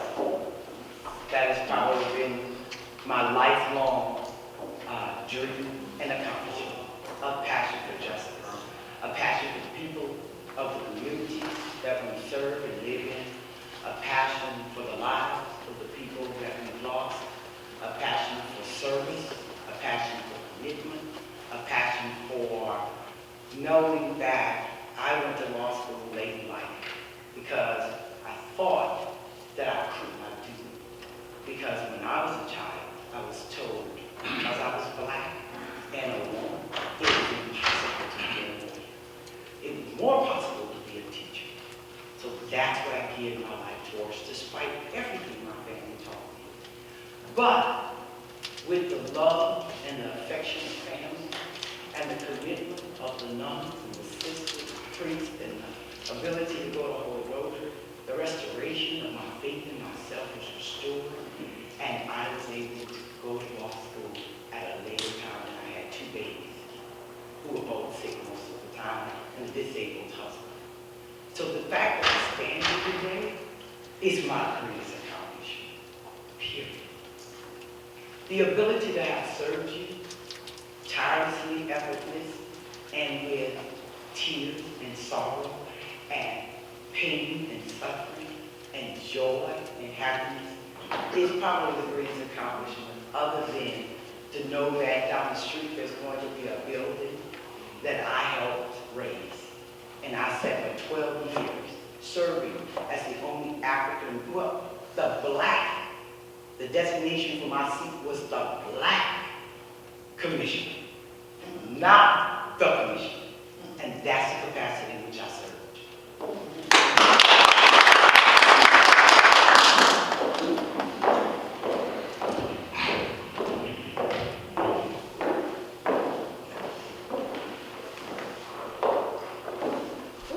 These masks are aggravating at times, so we have to do it though. I would say my greatest accomplishment personally would be my daughter, who I had at the age of 19. She is now 21 in college, almost a senior. She's doing well. No babies, none of that. That's my greatest accomplishment personally. As far as legally, I would say my greatest accomplishment is running for judge. Who would have thought somebody from Shreveport, Louisiana, who had a child at 19 would be standing before you? My greatest accomplishment. Thank you.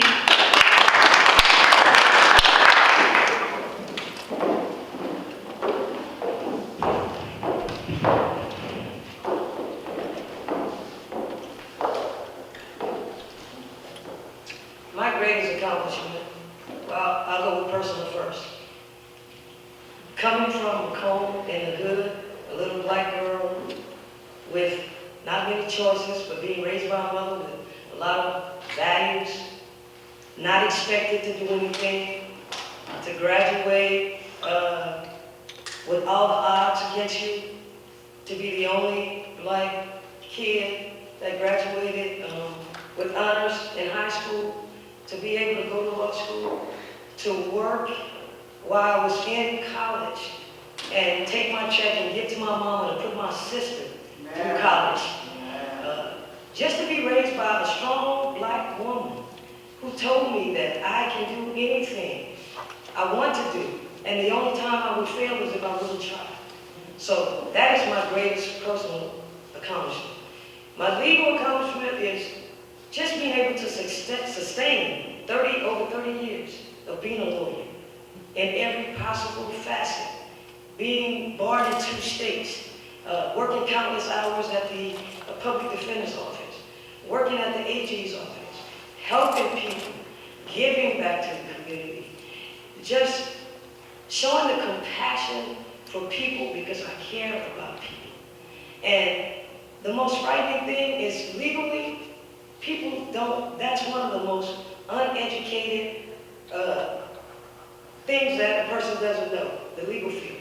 So I aspire as a little black girl from Macomb to become the first black woman judge in the 15 JDC. So that's my legal accomplishment. Thank you.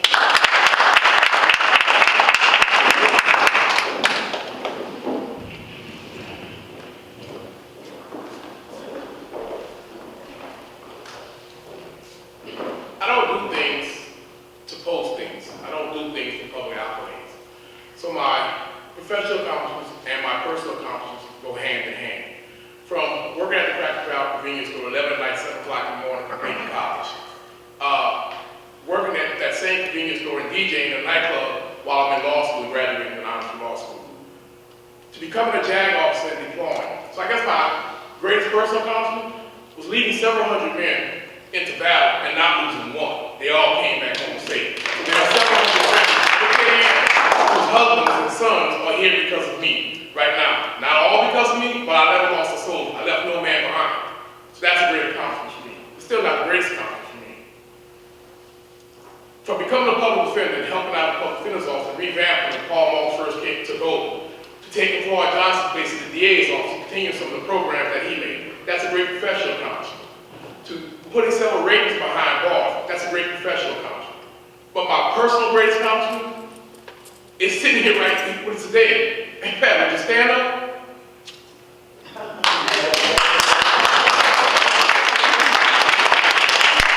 was 5, she whipped my butt and put my shoes on.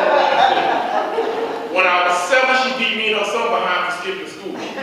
When I was 13, she made us walk on from Holy Family all the way to Khalid Saloon Road because she thought we was being bad. She said, you're going to be somebody. You're going to grow up to be somebody. You're going to know somebody. You're going to know something. So my greatest accomplishment was when that woman stood up and told me I'm proud of her. She told me I'm proud of you for everything you put me through, and I put her through a lot. She said I'm proud of you. So that's my greatest personal accomplishment.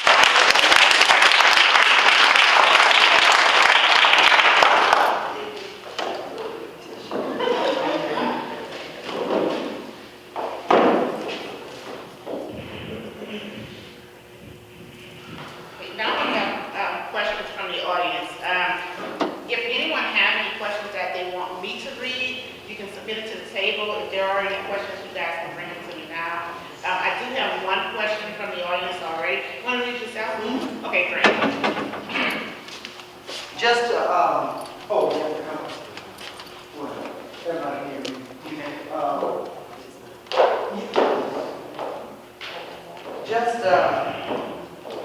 Just to tell you, I am a Democrat. I'm a voter since 1979. I'm a taxpayer, and I'm a liaison. Okay. I know all of these people, but the question I have is, before 2019, how familiar are you, each of you, with the parishes and the citizens of the district that you want to serve? Not yesterday knocking on the doors, but how familiar are you with Melvin Street, with back of town, with the front, with Macomb, with Visa, with the people that you're gonna serve? And do you need a GPS to get there? That's my question. And I love all of you. And I know that you will be able to represent me in the 15th JBC. But let me know what that answer is to this question. Thank you.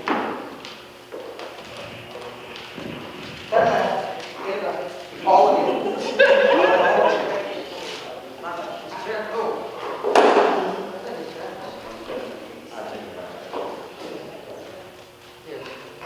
No, I don't need a GPS to get to Macomb Visa.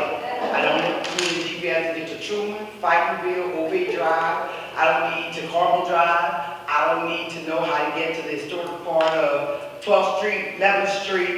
I don't need to know how Mama Kay did what she did all with so many people on the bench, and as DAs, and as elected officials. And our grandson is there doing, still trying to do, and there's a house down the street with footballs that we contributed to and brought money and food to take care of people. No, I don't need to know where Duke's are. Half my cousins are over there. No, I don't need to know how to get to the parishes that are on the outskirts where you have many people that vote for us on Waterfall Road and also the highways. Because as a lawyer and before, I drove those streets. I went to those activities. I served those communities. I went to the courthouses. So, no, I don't need a GPS. I know where they are.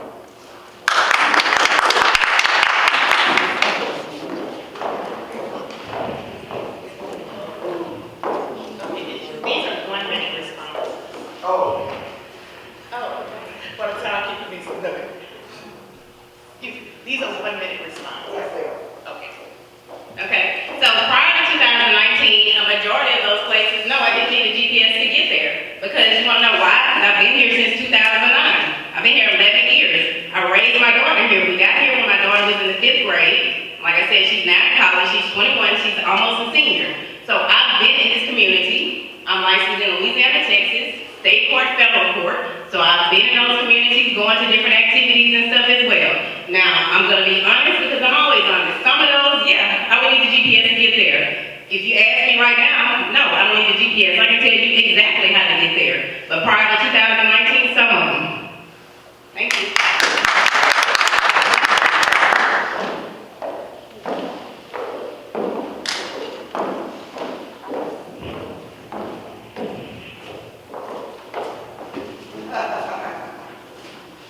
No. I was raised in Macomb. So yes, know how to get to Macomb, Visa, Wine Alley, Lillian Heights, Washington Heights, Fightville, Cropperville, all the little areas.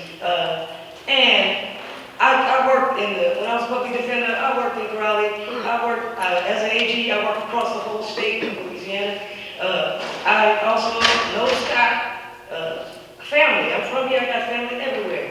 But I still probably would need a GPS. Prior to 2019, I probably would need one. I would need one now because I'm just bad with directions. It's not that I don't know where I'm going. Sometimes I don't know how to get there.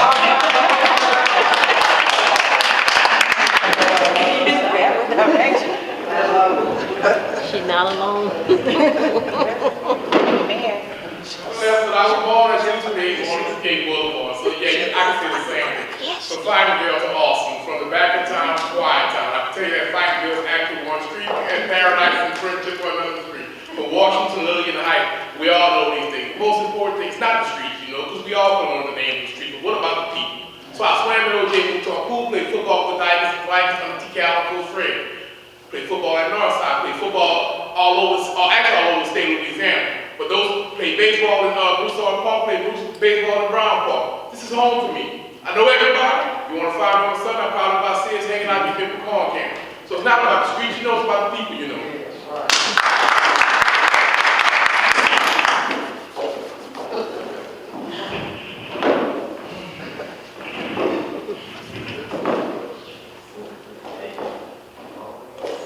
I grew up on gumbo and zydeco like the rest of us. My favorite restaurant around here of all time was Burger Time on the north side. I love the grilled onions from there. My mom's gone from the old Sam's on exit 100 to the new Sam's on Ambassador Catherine. I've been driving to the south side before Camellia Boulevard was there and nobody wanted to go there because everything was on the north side. When the Northgate Mall was great then, and it's going to be great again. I remember as an 8-year-old child, Miss Hilda, my mom took me to ring when I had a bad case of ringworms, and we couldn't figure out anything else.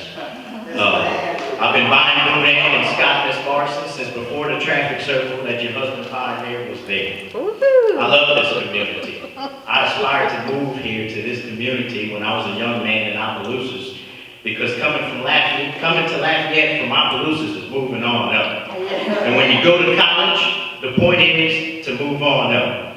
And when I came back from law school, I came here to move on up. And I'm here to be your judge and to serve this community. Thank you.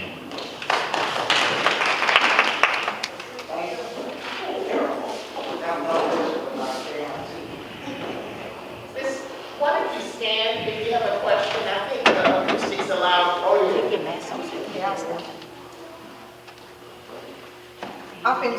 This question is really not a question, maybe it's a little bit of both. It's to Royal Copeland.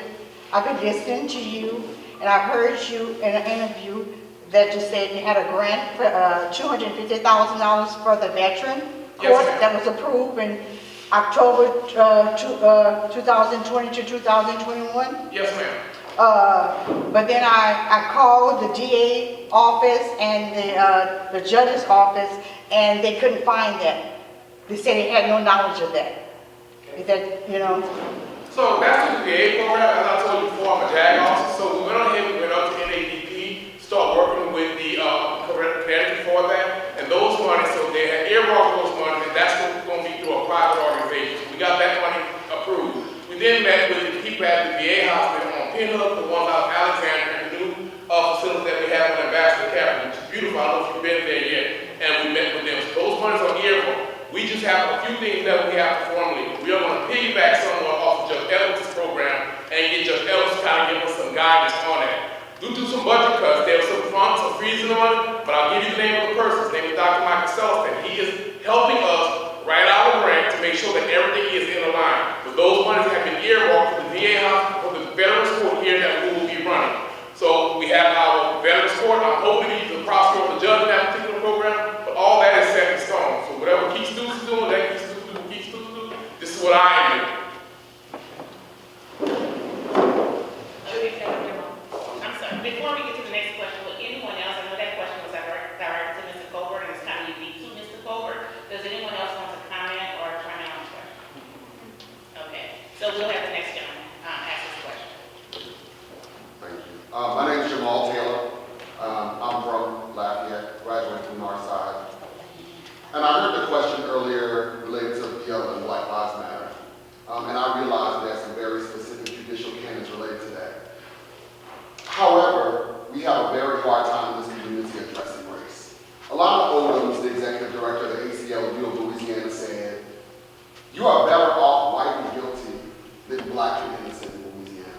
That is extremely true also in Lafayette.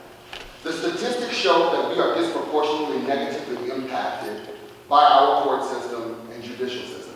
My question to you is not about a specific case or not about a specific issue that you would rule on, but instead, how do you plan as a judge to have conversation with your colleagues in that judicial system, in our JDC, to ensure that justice is in fact blind, because at current it's not.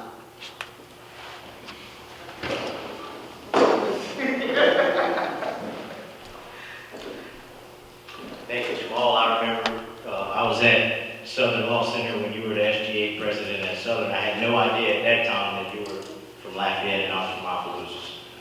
This is what I plan to do. I plan to say, look at me. I'm a black man in South Louisiana, and I've always been. I'm a black adult in South Louisiana. And many of the things, colleague, that you hear from some of the folks that come before you about how they were treated by police is true. Because I've been treated that way as well. I've been misunderstood by the police. I've been in positions where they didn't want to hear anything that I had to say. And so what better way to explain to them than to tell them as a judge that I've been there too. Yeah. Thank you. Wow.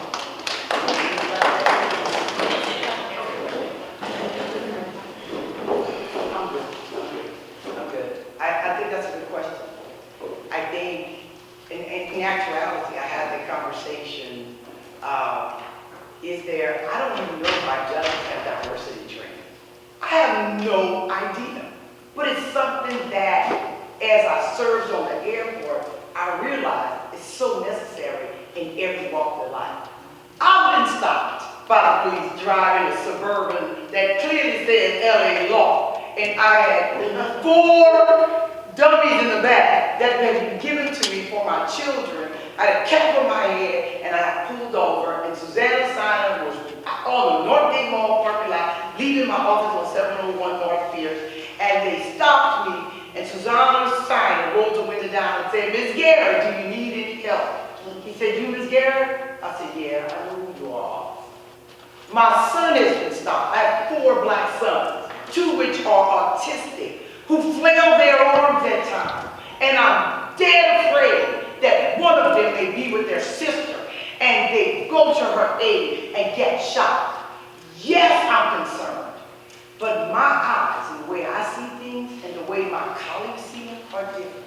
So it becomes my job to help educate my colleagues.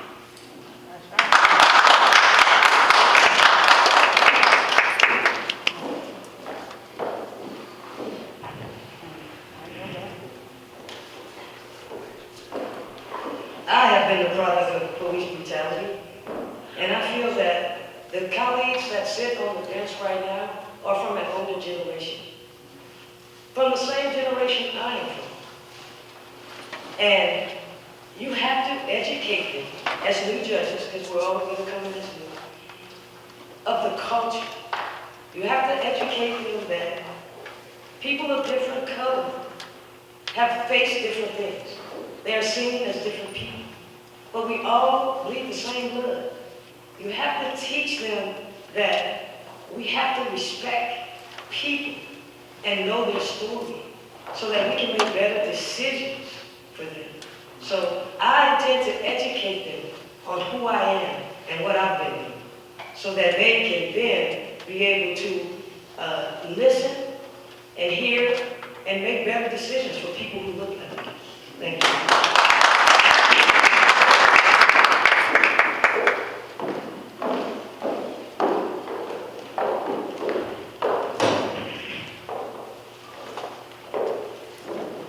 Thank you for that question, Jamal. It's a very good question. I think that the main thing that we can do is have an open dialogue with the rest of our counterparts.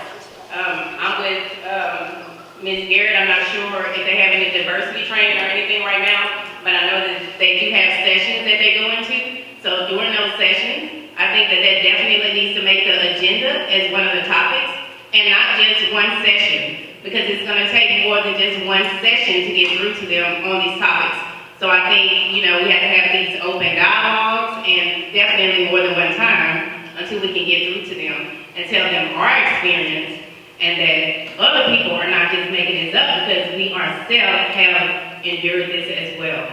Thank you.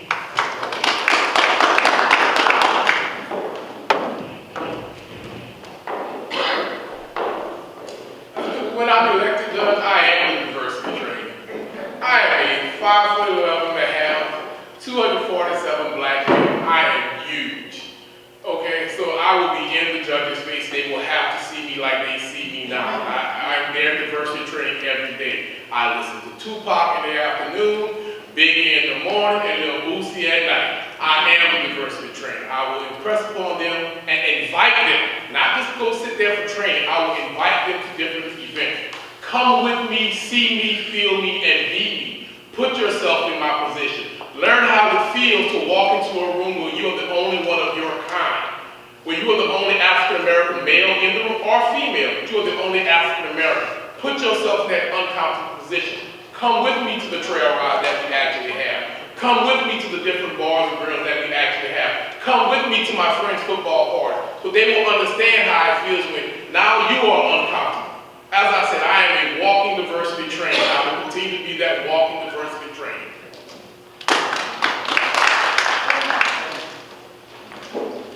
In the interest of time, I'm sorry, that's the last question we're going to take from the audience overall. If you would like to ask any other questions to the candidates, you will have that opportunity following the forum.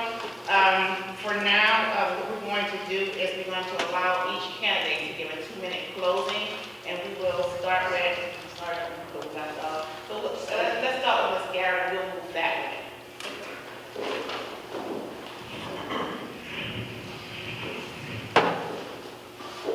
My name is Valerie Garrett.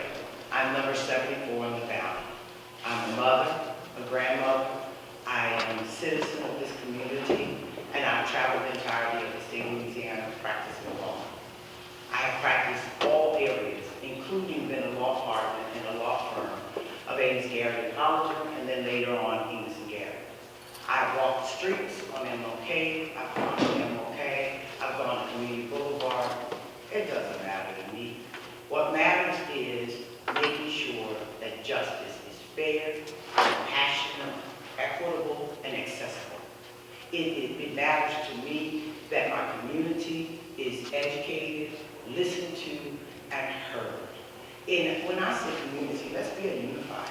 We can talk about race. Race is really, really important. But let's start unifying and bringing people to the table. Because most of the time, other than when I'm in my community, I'm the only person in the room that looks like me. So we have to educate, we have to be responsible, and we have to start making agendas and plans that will unify this community and educate our young people and take care of our elders and move us forward. I am the judge for you, for the people, by the people, and of the people. I will make sure that justice is served. I don't have a problem standing alone. I've done that, been there, and I can do it. I want you to know that you matter to me. This community matters to me. The community that this judicial district serves matters to me. I am compassionate. I love this community. I love the food we have, Zydeco, and walking the street. I am your next district court judge who will serve you and make you proud. Number 74, Valerie.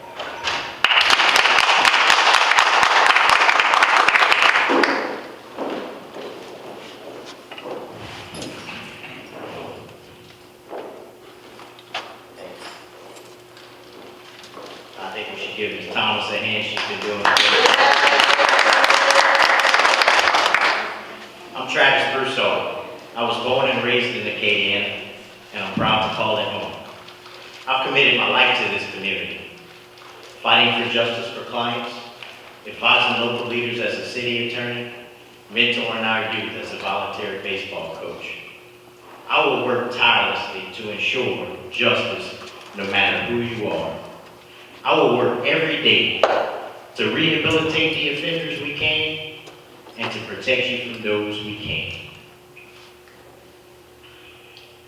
On November 3rd, I'm asking you for your prayers, your support, and your vote as we ensure justice for all. Thank you.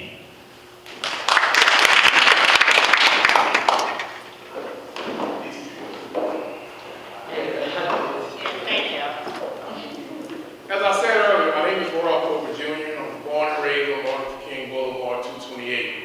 I'm from Lafayette. I'm for us, by us, and of us. November 3rd, I'm asking for your vote. I don't need to tell you what I've done. I've already shown you what I've done here in the community of Lafayette. Volunteer here, I've lived here, I've never left here.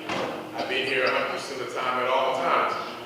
I've worked with both the public defender system and the disciplinary system, both the attorney generals at one point in time and both the military system. I started off as a private, worked my way up to staff sergeant, and then commissioned as a JAG officer. Graduated from USL while working at a convenience store 11 at night to 7 in the morning. I've made the sacrifice. I haven't raised a child of my own yet, but I have fostered 3 kids here in Lafayette, Louisiana. I've coached and been coached. This is home for me. I promise you that you will see me, feel me, and be of me. If you see me, you want to ask me something, please feel free to ask me anything you want to ask me. On November 3rd, I'm asking you to vote for the local guy, the homegrown hero, Royal Copeland, number 75.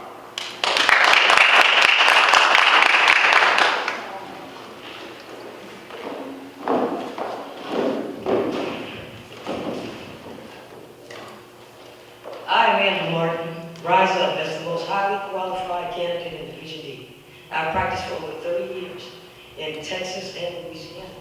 I've practiced in all aspects, all arenas, as far as a firm, as a solo proprietor, as a public defender, as an assistant AG. I practice in both civil and criminal law. I rise up today because I want your children to walk into a courtroom and see someone who looks like them. This is a new time. This is a new season. This is a new day for justice. We've never had a black female judge in the 15th JDC. So why not now? It took hundreds of years to even get the right to vote. So we have to go out and make our vote count. We have to do what's right and just as I would do on the bench. I am compassionate, I am committed, and I am about my community. Yes, I left when I couldn't get a job in this community. And I went out to better myself. But I always promised myself I would return. I would return because the people of my community needed me, and I wanted to be here to serve them. So I ask for your prayers, for your support, for your vote, and to flood the polls. Let's make history. Let's bring about a new day for justice. Number 76 on your ballot.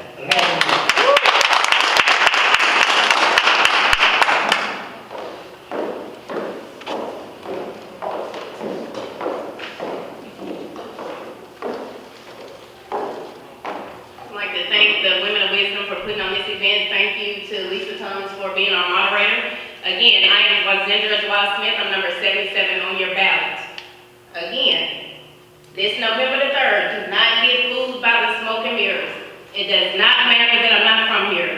What matters is that I'm here now. I've been here 11 years. I chose Lafayette and Lafayette chose me. I raised my daughter here. I'm a single mother that's raised by a single mother. You will not find anybody that will work harder for you than me. So again, during early voting, October 16th has been extended from October 20th to October 16th through October 27th. And on November the 3rd, I ask for your prayers, your support, and most of all, your vote for number 77 on your ballot, Wazindra Smith. Thank you.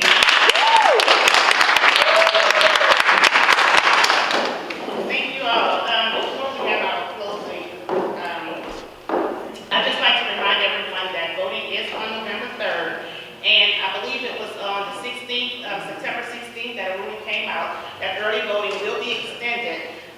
starting October 16th through the 27th. The voting polls are, the early voting polls are at an LK Center and at the Register of Voters office. 10 Lafayette Street. In East Regional Library in Youngton, right? Yeah, right there. Okay. And the Register of Voters office. Okay, don't sound like y'all need this now. Nonetheless, there's one other thing I want you all to be mindful of is that there have been some additional qualifications to be able to apply for an absentee ballot for COVID reasons. I invite all of you to look at those things. Let's make sure that we get out and vote early. This is a life-changing election. I mean, look, let's get out and do this. Thank you, and we'll have our support. Thank you guys so much for participating. Thank you to the candidates and also to the moderator, Ms. Lisa Thomas. If you'll just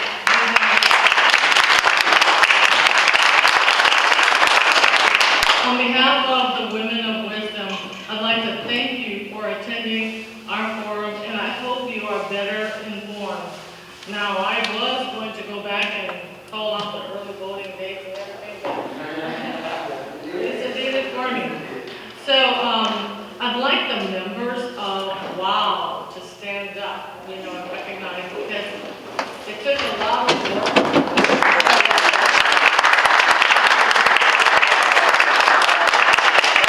And our president, Phyllis Mouton.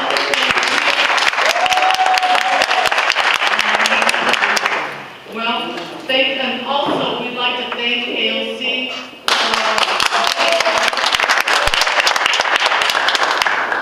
Even though they've got their website, I will definitely let you know when it is due to re-air. So thank you so much for coming out. We really appreciate it. You guys have a really good day. Bye.